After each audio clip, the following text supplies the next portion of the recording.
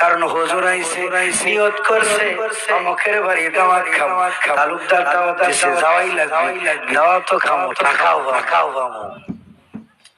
আর তালুকদার দোয়া করে, আল্লাহ রে আমার বাবা মা আমারে কত কষ্ট করে মানুষ করেছে, আমার এই বাবা মা কবরে জান্নাত দাও। দুইজনের দোয়া কি এক হয়? দুইজনের দোয়া কোনোদিন এক হয় না।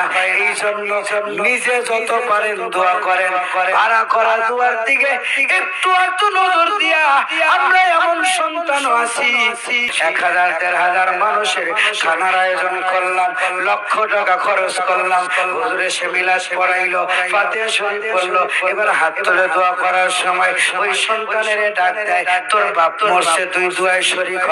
ডাক দিয়া পাই, আমি কাজের ঝামেলায় ব্যস্ত, হুজুর আপনারা দোয়া করেন।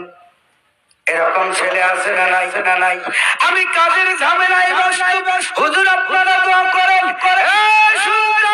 একটু সাবধান হও, হুজুর যতই দোয়া করো তোমার দোয়ার মতো হুজুরের দোয়ার ওজন এত হবে না।